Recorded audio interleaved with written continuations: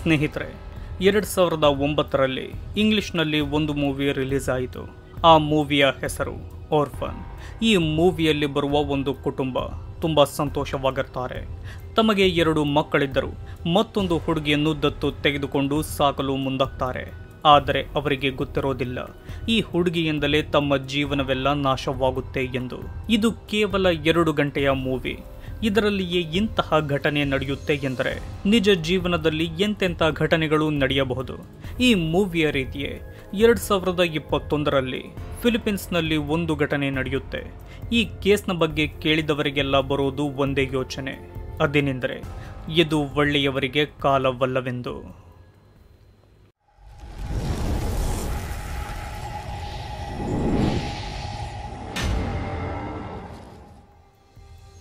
ಸ್ನೇಹಿತರೆ, ಫಿಲಿಪೀನ್ಸ್ನಲ್ಲಿ ಮೆಗ್ವಾರ್ಡ್ ಫ್ಯಾಮಿಲಿ ವಾಸವಿರುತ್ತೆ.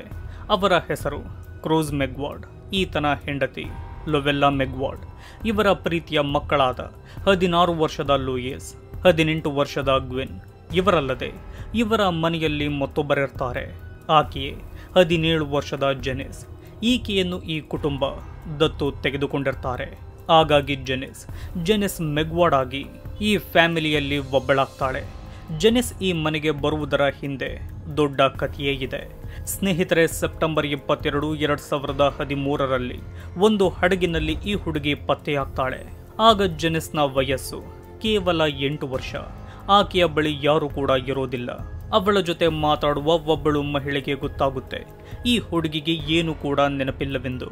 ನಂತರ ಆಕೆಯನ್ನು ಪೊಲೀಸ್ ಸ್ಟೇಷನ್ಗೆ ಕರೆದುಕೊಂಡು ಹೋಗ್ತಾಳೆ. ಸೋಷಿಯಲ್ ಮೀಡಿಯಾದಲ್ಲಿ ಆಕೆಯ ಫೋಟೋವನ್ನು ಅಪ್ಲೋಡ್ ಮಾಡಿ ಈ ಹುಡುಗಿಯ ತಂದೆ ತಾಯಿಯನ್ನು ಹುಡುಕಲು ಪ್ರಯತ್ನ ಪಡ್ತಾಳೆ. ದಿನಗಳೇ ಕಳೆದರೂ ಆ ಹುಡುಗಿಯನ್ನು ಅಂದರೆ ಜೆನಿಸ್ನನ್ನು ಕೇಳಿಕೊಂಡು ಯಾರು ಕೂಡ ಬರೋದಿಲ್ಲ. ಆಗ ಅವರು ಜೆನಿಸ್ನನ್ನು ಅನಾಥಾಶ್ರಮಕ್ಕೆ ಸೇರಿಸ್ತಾರೆ. ಅನಾಥಾಶ್ರಮಕ್ಕೆ ಹೋಗಿ ಅಲ್ಲಿನ ಮಕ್ಕಳಿಗೆ ತಿಂಡಿ ಕೊಡುವ ಅಭ್ಯಾಸವನ್ನು ಇಟ್ಟುಕೊಂಡಿದ್ದ ಕ್ರೂಸ್ ಹಾಗೂ ಲೊವೆಲ್ಲಾಗೆ ಜೆನಿಸ್ ಪರಿಚಯವಾಗ್ತಾಳೆ. ಆಕೆಯ ಸ್ವಭಾವ ಅವರಿಬ್ಬರಿಗೂ ತುಂಬ ಇಷ್ಟವಾಗುತ್ತೆ. ಹೀಗೆ ವರ್ಷಗಳು ಕಳೆಯುತ್ತವೆ. 17 ವರ್ಷದ ಜೆನಿಸ್ ಅನಾಥಾಶ್ರಮದಿಂದ ಹೊರಗೆ ಬರ್ತಾಳೆ. ಅವಳನ್ನು ಮನೆಗೆ ಕರೆದುಕೊಂಡು ಹೋಗಿ ಆಶ್ರಯ ಕೊಡೋದೆ ಕ್ರೂಸ್ ಹಾಗೂ ಲೊವೆಲ್ಲಾ ದಂಪತಿಗಳು. ಜೆನಿಸ್ನನ್ನು ನೋಡಿದ ಗ್ವಿನ್ಗೆ ಆಕೆ ತುಂಬ ಇಷ್ಟವಾಗ್ತಾಳೆ.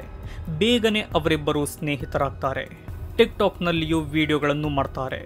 ಅಕ್ಕ ತಮ್ಮ ಸ್ಕೂಲ್ಗೆ ಹೋದರೆ ಜೆನಿಸ್ ಆ ಮನೆಯನ್ನು ನೋಡಿಕೊಂಡು ಆ ಮನೆಯಲ್ಲಿಯೇ ಇರ್ತಾಳೆ. ಅಲ್ಲಿ ಜೆನಿಸ್ಗೆ ಮಲಗುವ ಜಾಗಕ್ಕೆ ಹಾಗೂ ಊಟಕ್ಕೆ ಯಾವುದೇ ತೊಂದರೆ ಇರೋದಿಲ್ಲ. ಜೆನಿಸ್ ಎಂದರೆ ಗ್ವಿನ್ ಹಾಗೂ ಲೂಯಿಸ್ಗೆ ತುಂಬ ಇಷ್ಟವಿರುತ್ತೆ. ಹಾಗಾಗಿ ಅವರು ತಮ್ಮ ತಂದೆ ತಾಯಿಯ ಬಳಿ ಒಂದು ರಿಕ್ವೆಸ್ಟ್ ಮಾಡಿಕೊಳ್ತಾರೆ.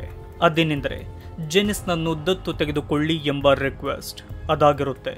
ಇದರ ಬಗ್ಗೆ ಯೋಚನೆ ಮಾಡುವ ಕ್ರೂಸ್ ಹಾಗೂ ಲೊವೆಲ್ಲಾ ಕೊನೆಗೂ ಒಂದು ತೀರ್ಮಾನಕ್ಕೆ ಬಂದು ಜುಲೈ 2021ರಲ್ಲಿ ಜೆನಿಸ್ನನ್ನು ಅಧಿಕೃತವಾಗಿ ದತ್ತು ತೆಗೆದುಕೊಳ್ತಾರೆ.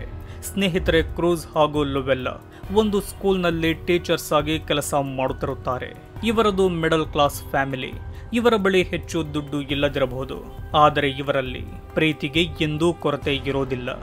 ತನ್ನ ಮಕ್ಕಳಿಗೆ ಎಷ್ಟು ಪ್ರೀತಿಯನ್ನು ಇವರು ತೋರಿಸುತ್ತಿರುತ್ತಾರೋ ಅಷ್ಟೇ ಪ್ರೀತಿ ಜೆನಿಸ್ಗೂ ಸಿಗುತ್ತಿರುತ್ತೆ. ನಂತರ ಆಕೆಯನ್ನು ಕೂಡ ಸ್ಕೂಲ್ಗೆ ಸೇರಿಸ್ತಾರೆ. ಕ್ರೂಸ್ ಹಾಗೂ ಲೊವೆಲ್ಲಾ ತಮ್ಮ ಮನಸ್ಸಿನಲ್ಲಿ ಅಂದುಕೊಂಡಿರುವುದು ಏನೆಂದರೆ ದೇವರೇ ನಮ್ಮ ಕೈನಿಂದ ಈ ಒಳ್ಳೆಯ ಕೆಲಸಗಳನ್ನು ಮಾಡಿಸುತ್ತಿದ್ದಾನೆ ಎಂದು. ಹೀಗಿರುವಾಗ ಒಂದು ದಿನ ಜೆನಿಸ್ ಮನೆಯಲ್ಲಿದ್ದ $200ನಷ್ಟು ದುಡ್ಡನ್ನು ಕದೀತಾಳೆ. ಆದರೆ ಮರುದಿನವೇ ಆ ದುಡ್ಡನ್ನೆಲ್ಲ ತನ್ನ ತಂದೆ ತಾಯಿಯ ಕೈಗೆ ಕೊಟ್ಟು ನನ್ನನ್ನು ಕ್ಷಮಿಸಿ ಎಂದು ಕೇಳಿಕೊಳ್ತಾಳೆ. ಆಗ ಅವರು ಆಗಾಗ ಈ ರೀತಿ ತಪ್ಪುಗಳಾಗುತ್ತವೆ ಎಂದು ಜೆನಿಸ್ನನ್ನು ಕ್ಷಮಿಸ್ತಾರೆ. ಹಾಗೆಯೇ ಆಕೆಗಿರುವ ಕ್ಷಮೆ ಕೇಳುವ ಗುಣವನ್ನು ನೋಡಿ ತುಂಬ ಸಂತೋಷ ಪಡ್ತಾರೆ. ಹೀಗಿರುವಾಗ ಒಂದು ದಿನ ಅಂದರೆ ಡಿಸೆಂಬರ್ 10, 2021ರ ಬೆಳಿಗ್ಗೆಯಲ್ಲಿ ಜೆನಿಸ್ ಮೊದಲ ಬಾರಿಗೆ ಅಪ್ಪ ಅಮ್ಮ ಎಂದು ಕರೀತಾಳೆ. ಸ್ನೇಹಿತರೆ, ಇದುವರೆಗೂ ಜೆನಿಸ್ ಕ್ರೂಸ್ ಹಾಗೂ ಲೊವೆಲ್ಲಾನನ್ನು ಈ ರೀತಿ ಕರೆದಿರುವುದಿಲ್ಲ. ಆ ದಿನ ಅವರು ತುಂಬ ಸಂತೋಷ ಪಡ್ತಾರೆ. ಆದರೆ ಅವರಿಗೆ ಗೊತ್ತಿರೋದಿಲ್ಲ ಈ ದಿನ ಕೆಟ್ಟ ದಿನವಾಗಿ ಅಂತ್ಯವಾಗುತ್ತೆ ಎಂದು. ಹೀಗೆ ಆ ಇಬ್ಬರು ಕಪಲ್ಸ್ ಮಕ್ಕಳ ಊಟಕ್ಕೆ ಅಡುಗೆ ಮಾಡಿ ತಮ್ಮ ಕೆಲಸಕ್ಕೆ ಹೋಗ್ತಾರೆ. ಹೀಗಿರುವಾಗ ಮಧ್ಯಾಹ್ನ ಸುಮಾರು 3 ಗಂಟೆಯಲ್ಲಿ ಜೆನಿಸ್ ತನ್ನ ಫೇಸ್ಬುಕ್ನಿಂದ ಒಂದು ಪೋಸ್ಟ್ ಮಾಡ್ತಾಳೆ. ಅದರಲ್ಲಿ ಹೀಗೆ ಬರೆದಿರುತ್ತೆ: ನಮ್ಮ ಮನೆಗೆ ಯಾರೋ ನುಗ್ಗಿದ್ದಾರೆ. ಅವರು ನಮ್ಮ ಮೇಲೆ ಅಟ್ಯಾಕ್ ಮಾಡಲು ಪ್ರಯತ್ನ ಪಟ್ಟರು. ನಾನು ರೂಮ್ನಲ್ಲಿ ಬಚ್ಚಿಟ್ಟುಕೊಂಡಿರುವೆ, ದಯವಿಟ್ಟು ಯಾರಾದರೂ ಪೊಲೀಸ್ಗೆ ಕಾಲ್ ಮಾಡಿ ನಮ್ಮನ್ನು ಕಾಪಾಡಿ ಎಂಬ ಪೋಸ್ಟ್ ಅದಾಗಿರುತ್ತೆ. ಆ ಪೋಸ್ಟ್ ಅನ್ನು ನೋಡಿದ ಕ್ರೂಸ್ಗೆ ಪರಿಚಯವಿದ್ದ ವ್ಯಕ್ತಿ ಅವನಿಗೆ ಕಾಲ್ ಮಾಡಿ ಈ ವಿಷಯ ಹೇಳ್ತಾನೆ. ಅದನ್ನು ಕೇಳುವ ಕ್ರೂಸ್ ತುಂಬಾ ಗಾಬರಿಯಿಂದ ಮನೆಯ ಕಡೆ ಓಡಿ ಹೋಗ್ತಾನೆ. ಮನೆಯ ಒಳಗೋದರೆ ಮನೆಯೆಲ್ಲ ರಕ್ತವಾಗಿರುತ್ತೆ. ಮನೆಯ ಮಧ್ಯದಲ್ಲಿ ಅವನ ಮಕ್ಕಳಾದ ಗ್ವಿನ್ ಹಾಗೂ ಲೂಯಿಸ್ನ ಭೀಕರ ಶವಗಳು ಬಿದ್ದಿರುತ್ತವೆ. ಅವರನ್ನು ಚಾಕುವಿನಿಂದ, ಸುತ್ತಿಗೆಯಿಂದ, ಬೇಸ್ಬಾಲ್ ಬ್ಯಾಟ್ನಿಂದ ಮನಸ್ಸಿಗೆ ಬಂದಂತೆ ಹೊಡೆದು ಕೊಂದು ಹಾಕಿರ್ತಾರೆ. ಅದನ್ನು ನೋಡಿದ ಕ್ರೂಸ್ ಜೋರಾಗಿ ಅಳುವಾಗ ಬಾತ್ರೂಮ್ನಿಂದ ಜೆನಿಸ್ ಸ್ನಾನ ಮುಗಿಸಿ ಬರ್ತಾಳೆ. ಬಂದ ಆಕೆ ಜೋರಾಗಿ ಅಳುತ್ತಾ ನಡೆದ ವಿಷಯ ಹೇಳಿ, ನನಗೆ ಭಯ ತಡೆಯಲು ಆಗಲಿಲ್ಲ, ಹಾಗಾಗಿ ಸ್ನಾನ ಮಾಡಿದೆ ಎಂಬ ಕಾರಣ ಕೊಡ್ತಾಳೆ.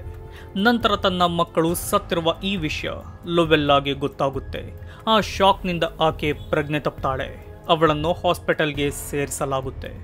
ಆಗ ಪೊಲೀಸರು ದೇಹಗಳನ್ನು ಅಟೋಪ್ಸಿಗೆ ಒಪ್ಪಿಸ್ತಾರೆ.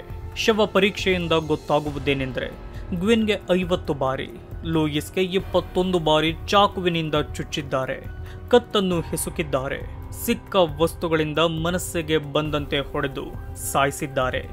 ಇಬ್ಬರ ಪ್ರಾಣ ಸುಮಾರು ಮಧ್ಯಾಹ್ನ 2 ಗಂಟೆಯಲ್ಲಿ ಹೋಗಿದೆ ಎಂಬ ವಿಷಯ ಪೊಲೀಸರಿಗೆ ಗೊತ್ತಾಗುತ್ತೆ. ಮನೆಯಲ್ಲಿ ಯಾವುದೇ ರೀತಿಯ ಕಳ್ಳತನ ಆಗಿರುವುದಿಲ್ಲ, ಕೇವಲ ಗ್ವಿನ್ನ ಫೋನ್ ಮಾತ್ರ ಕಾಣುತ್ತಿರುವುದಿಲ್ಲ. ಇದನ್ನೆಲ್ಲ ನೋಡಿದ ಪೊಲೀಸರಿಗೆ ಅನುಮಾನ ಬರುವುದೇ ಜೆನಿಸ್ನ ಮೇಲೆ. ಅದಕ್ಕೂ ಕೂಡ ಕಾರಣಗಳು ಇವೆ. ಪೊಲೀಸರ ತಲೆಯಲ್ಲಿರುವ ಆ ಕಾರಣಗಳು ಇವಾಗಿವೆ. ಮನೆಯಲ್ಲಿ ಶವಗಳಿದ್ದಾಗ ಜೆನಿಸ್ ಯಾವ ಧೈರ್ಯದಿಂದ ಸ್ನಾನ ಮಾಡಲು ಹೋದಳು ಹಾಗೂ ಏಕೆ? ಅಂದರೆ ಅವಳ ದೇಹ ರಕ್ತವಾಗಿರಬೇಕು, ಅದಕ್ಕಾಗಿಯೇ ಆಕೆ ಸ್ನಾನ ಮಾಡಿದ್ದಾಳೆ. ಶವ ಪರೀಕ್ಷೆಯಲ್ಲಿ ಅವರ ಸಾವು 2 ಗಂಟೆಗೆ ಆಗಿದೆ ಎಂದು ಹೇಳಲಾಗಿದೆ. ಸಾವು 2 ಗಂಟೆಗೆ ಆಗಿದೆ ಎಂದರೆ 3 ಗಂಟೆಗೆ ಸಹಾಯಕ್ಕಾಗಿ ಏಕೆ ಫೇಸ್ಬುಕ್ನಲ್ಲಿ ಪೋಸ್ಟ್ ಮಾಡಿದಳು. ಫೇಸ್ಬುಕ್ ಯೂಸ್ ಮಾಡಿದ್ದಾಳೆ ಎಂದರೆ ಅವಳ ಹತ್ತಿರ ಫೋನ್ ಇತ್ತು. ಅದರಿಂದ ಏಕೆ ಅವಳ ಅಪ್ಪ ಅಮ್ಮನಿಗೆ ಕಾಲ್ ಮಾಡಲಿಲ್ಲ? ಕೊಲೆಗಳು ನಡೆಯುವ ಸಮಯದಲ್ಲಿ ಜೆನಿಸ್ ರೂಮ್ನಲ್ಲಿ ಲಾಕ್ ಆಗಿದ್ದೆ ಎಂದು ಹೇಳಿದಳು. ಅಂದರೆ ಆ ರೂಮ್ಗೆ ಅವಳನ್ನು ಬಿಟ್ಟು ಯಾರು ಕೂಡ ಹೋಗಿಲ್ಲ. ಆದರೂ ಆ ರೂಮ್ನಲ್ಲಿ ನೆಲದ ಮೇಲೆ ಬಿದ್ದಿರುವ ರಕ್ತವಿರುತ್ತೆ. ಆ ರಕ್ತ ಬರಲು ಹೇಗೆ ಸಾಧ್ಯ? ಇಷ್ಟೆಲ್ಲ ಅನುಮಾನಗಳಿಂದ ಜೆನಿಸ್ನನ್ನು ಪೊಲೀಸರು ಕಸ್ಟಡಿಗೆ ತೆಗೆದುಕೊಳ್ತಾರೆ. ಡಿಸೆಂಬರ್ 20, 2021ರಲ್ಲಿ ಗ್ವಿನ್ ಹಾಗೂ ಲೂಯಿಸ್ನನ್ನು ಸಮಾಧಿ ಮಾಡಲಾಗುತ್ತೆ. ಆ ಕಾರ್ಯಕ್ಕೆ ಸಾವಿರಾರು ಜನ ಬಂದು ಪ್ರೇಯರ್ ಮಾಡ್ತಾರೆ. ಸ್ನೇಹಿತರೆ, ಆ ಮನೆಯ ಹಿಂದೆ ಪೊಲೀಸರಿಗೆ ಒಂದು ಬ್ಯಾಗ್ ಸಿಗುತ್ತೆ. ಆ ಬ್ಯಾಗ್ನಲ್ಲಿ ರಕ್ತವಾಗಿದ್ದ ಜೆನಿಸ್ನ ಬಟ್ಟೆ ಇರುತ್ತೆ. ಚಾಕು ಸುತ್ತಿಗೆಯ ಮೇಲೆ ಜೆನಿಸ್ನ ಫಿಂಗರ್ ಪ್ರಿಂಟ್ ಸಿಗುತ್ತೆ. ಹಾಗೆಯೇ ಅದರ ಜೊತೆ ಮತ್ತೊಬ್ಬ ವ್ಯಕ್ತಿಯ ಫಿಂಗರ್ ಪ್ರಿಂಟ್ ಪತ್ತೆಯಾಗುತ್ತೆ. ಇಷ್ಟೆಲ್ಲ ಸಾಕ್ಷಿಗಳಿಂದ ಪೊಲೀಸರಿಗೆ ಗೊತ್ತಾಗುವುದೇನೆಂದರೆ ಜೆನಿಸ್ ಹಾಗೂ ಮತ್ತೊಬ್ಬ ಯಾರು ಈ ಇಬ್ಬರನ್ನು ಕೊಂದಿದ್ದಾರೆ ಎಂದು. ಆ ಮತ್ತೊಬ್ಬ ವ್ಯಕ್ತಿ ಯಾರೆಂದು ಜೆನಿಸ್ನಿಂದಲೇ ಬಾಯಿ ಬಿಡಿಸ್ತಾರೆ. ಆ ವ್ಯಕ್ತಿಯ ಹೆಸರು 17 ವರ್ಷದ ಮಾರ್ಲಿನ್ ಎಂಬ ಹುಡುಗನಾಗಿರ್ತಾನೆ. ಈತ ಜೆನಿಸ್ನನ್ನು ಇಷ್ಟಪಡುತ್ತಿದ್ದ. ಆಗ ಪೊಲೀಸರು ಅವನಲ್ಲಿದ್ದಾನೆ ಎಂದು ತಿಳಿದುಕೊಂಡು ಅವನನ್ನು ಕೂಡ ಅರೆಸ್ಟ್ ಮಾಡ್ತಾರೆ. ಅವನ ಬಳಿ ಕಾಣೆಯಾಗಿದ್ದ ಗ್ವಿನ್ನ ಫೋನ್ ಸಿಗುತ್ತೆ. ಆಗ ಪೊಲೀಸರು ಮಾರ್ಲಿನ್ನ ಫೇಸ್ಬುಕ್ ಅನ್ನು ಚೆಕ್ ಮಾಡಿದಾಗ ಜೆನಿಸ್ ಹಾಗೂ ಮಾರ್ಲಿನ್ ಮೆಸೇಜ್ನಲ್ಲಿ ಮಾತಾಡಿರುವ ಅಷ್ಟು ವಿಷಯಗಳು ಅವರಿಗೆ ಗೊತ್ತಾಗುತ್ತೆ. ಸ್ನೇಹಿತರೆ, ಈ ಜೆನಿಸ್ಗೆ ಗ್ವಿನ್ ಎಂದರೆ ಇಷ್ಟವಿರೋದಿಲ್ಲ. ಅವಳ ತಂದೆ ತಾಯಿಗೆ ನಾನೊಬ್ಬಳೆ ಮಗಳಾಗಬೇಕೆಂಬ ಆಸೆ ಜೆನಿಸ್ಗಿತ್ತು. ಗ್ವಿನ್ ಓದುವುದರಲ್ಲೂ ತುಂಬಾ ಮುಂದೆ. ಆದರೆ ಇದನ್ನು ಸಹಿಸಿಕೊಳ್ಳಲು ಜೆನಿಸ್ನಿಂದ ಆಗುತ್ತಿರುವುದಿಲ್ಲ. ಆಗ ಆಕೆ ಆ ಇಬ್ಬರನ್ನು ಕೂಡ ಕೊಲ್ಲುವ ಯೋಚನೆ ಮಾಡ್ತಾಳೆ. ಆದರೆ ಒಬ್ಬಳ ಕೈನಿಂದ ಈ ಕೆಲಸ ಆಗಲ್ಲವೆಂದು ಮಾರ್ಲಿನ್ನ ಬಳಿ ಸಹಾಯ ಕೇಳ್ತಾಳೆ. ಅದಕ್ಕೆ ಆತನು ಕೂಡ ಒಪ್ಪಿಕೊಂಡಾಗ 10 ದಿನಗಳವರೆಗೂ ಪ್ಲಾನ್ ಮಾಡ್ತಾರೆ. ನಂತರ ಇಬ್ಬರು ಸೇರಿಕೊಂಡು ಗ್ವಿನ್ ಹಾಗೂ ಲೂಯಿಸ್ನನ್ನು ಸಾಯಿಸಿಬಿಡ್ತಾರೆ. ಲೂಯಿಸ್ನನ್ನು ಏಕೆ ಕೊಂದೆ ಎಂಬುದಕ್ಕೆ ಸರಿಯಾದ ಕಾರಣವನ್ನು ಜೆನಿಸ್ ಹೇಳುವುದೇ ಇಲ್ಲ. ಮುಂದೆ ಈತನಿಂದಲೂ ತೊಂದರೆಯಾಗಬಹುದೆಂದು ಅವನನ್ನು ಕೂಡ ಕೊಂದಿರಬಹುದು. ಹೀಗೆ ಕೊಲೆಯಾದ 6 ದಿನದ ನಂತರ ಈ ಕೇಸ್ ಸಾಲ್ವ್ ಆಗುತ್ತೆ.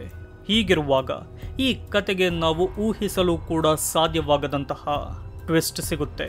ಅದೇನೆಂದರೆ ಈ ಜೆನಿಸ್ ನಿಜವಾಗಿ ಅನಾಥೆಯಾಗಿರುವುದಿಲ್ಲ. ಈಕೆಗೆ ತಾಯಿ ಇದ್ದು ಇಬ್ಬರು ಅಕ್ಕ ತಂಗಿಯರಿರ್ತಾರೆ. ಮೆಗ್ವರ್ಡ್ ಫ್ಯಾಮಿಲಿಯಲ್ಲಿ ಜೆನಿಸ್ ಇದ್ದಾಗಲೂ ತನ್ನ ತಾಯಿಯ ಜೊತೆ ಮೆಸೇಜ್ನಲ್ಲಿ ಮಾತಾಡುತ್ತಿದ್ದಳು. ಆಕೆಯ ಹೆಸರು ಜುವನಿಟೋ ಎಂದು. ಸ್ನೇಹಿತರೆ, ಜೆನಿಸ್ನ ತಾಯಿಯದು ತುಂಬ ಬಡತನದ ಕುಟುಂಬ. ಅದರ ಮಧ್ಯೆ ಅವಳಲ್ಲಿದ್ದ ಕೆಟ್ಟ ಚಟಗಳಿಂದ ತನ್ನ ಮಕ್ಕಳನ್ನು ಸಾಕಲು ಅವಳಿಂದ ಆಗುತ್ತಿರೋದಿಲ್ಲ.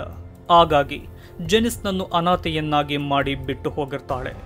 ನನ್ನ ಮಗಳು ಎಲ್ಲಿದ್ದಾಳೆ, ಏನು ಮಾಡುತ್ತಿದ್ದಾಳೆ ಎಂದು ಯಾರಿಗೂ ಗೊತ್ತಾಗದಂತೆ ತಿಳಿದುಕೊಳ್ಳುತ್ತಿದ್ದಳು. ಹೀಗಿರುವಾಗ ಆಕೆಗೆ ತನ್ನ ಮಗಳು ಜೆನಿಸ್ ಮಾಡಿರುವ ಕೊಲೆಗಳ ಬಗ್ಗೆ ಗೊತ್ತಾಗುತ್ತೆ. ಈ ವಿಷಯ ತಿಳಿಯುತ್ತಿದ್ದಂತೆ ಜುವೆನೆಟೋ ತನ್ನ 2 ಮಕ್ಕಳನ್ನು ಕರೆದುಕೊಂಡು ಕ್ರೂಸ್ ಹಾಗೂ ಲೊವೆಲ್ಲಾ ಬಳಿ ಹೋಗ್ತಾಳೆ. ಹೋಗಿ ಅವರಿಬ್ಬರ ಕಾಲಿಗೆ ಬಿದ್ದು ತನ್ನ ಮಗಳ ಪರವಾಗಿ ಕ್ಷಮೆ ಕೇಳ್ತಾಳೆ. ಆಗ ಕ್ರೂಸ್ ಹಾಗೂ ಲೊವೆಲ್ಲಾ ಅವರನ್ನು ಕ್ಷಮಿಸಿ ಜುವೆನೆಟೋಗೆ ಹೀಗೆ ಹೇಳಿರ್ತಾರೆ, ನಾವು ಜೆನಿಸ್ನನ್ನು ಕೂಡ ಕ್ಷಮಿಸ್ತೀವಿ. ಆಕೆಗೆ ಶಿಕ್ಷಣದ ಕೊರತೆ ಇತ್ತು ಹಾಗೂ ಯಾರದೋ ಸಹವಾಸಗಳಿಂದ ಅವಳ ಬುದ್ಧಿ ಕೆಟ್ಟಿತ್ತು. ಅದೇ ಕಾರಣದಿಂದ ಆ ಕೆಲಸ ಮಾಡಿದ್ದಾಳೆ ಎಂದು ಅವರಿಗೆ ಹೇಳ್ತಾರೆ. ಇದರಿಂದಲೇ ನಾವು ಅರ್ಥ ಮಾಡಿಕೊಳ್ಳಬಹುದು ಕ್ರೂಸ್ ಹಾಗೂ ಲೊವೆಲ್ಲಾ ಎಷ್ಟು ಒಳ್ಳೆಯವರು ಎಂದು. ನಂತರ ಎಲ್ಲರೂ ಕೋರ್ಟ್ಗೆ ಹೋಗ್ತಾರೆ.